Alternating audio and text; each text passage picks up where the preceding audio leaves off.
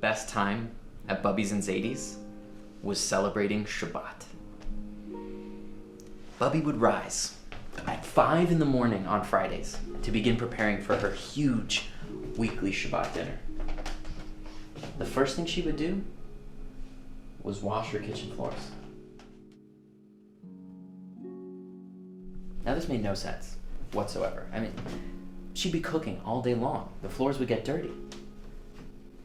But after she washed the floors, she did something even more curious. She lined it with newspapers.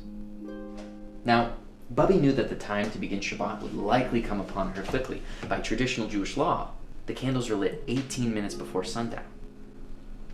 In her rush to finish preparing the meal, she wouldn't have time to clean the floors before lighting the Sabbath candles. The only solution? Wash the floors first thing in the morning. Then cover it with newspapers to catch the inevitable drippings that would come from cooking all day long. When it was time to light the candles, she could just gather up the newspapers, throw them away, and her nice clean floor would be ready for Shabbos. Brilliant. Bubbie was a tiny woman, maybe 4'9", but she was a powerhouse who ruled the roost.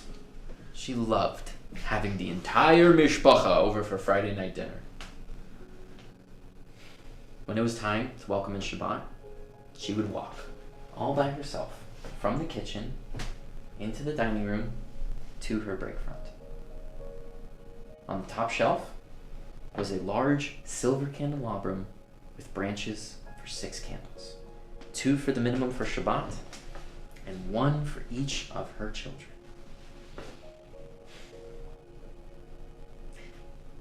Bubbie would open the top drawer, pull out 6 candles and a small lace scarf called in Yiddish a tichel.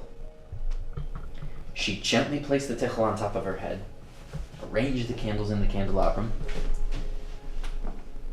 and she struck a match, lit the candles, and then did what to me, as a young child, always seemed very mysterious. She circled the flames with her hands 3 times. At the end of the 3rd wave, she covered her eyes, blocking the candles from her sight. She then went into a kind of trance, mumbling a couple words in Hebrew, all the while gently moving her tiny body in place. She said nothing out loud, but it's as if she was just deep in prayer. When she was ready, she lowered her hands from her eyes, and what I would see next has stayed with me ever since. There always, every single Shabbat Eve, were tears streaming down her cheeks. Why was she crying?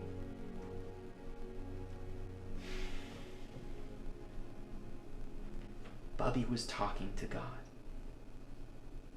praying for blessings of good health and success for her friends and family. This was her private spiritual moment of the week. And then Bubbie rushed into the adjacent living room, looking for the first grandchild she could get her hands on. Often it was me. I knew what was coming. She would grab me in a warm embrace, plant a big, wet, slobbery kiss on my punum, and she would say, "Good Shabbos, Tatele. Good Shabbos." At that moment, I learned the most important lesson I have ever learned concerning Jewish family life. It's about the blessings and the kisses. The rituals without the kisses are empty.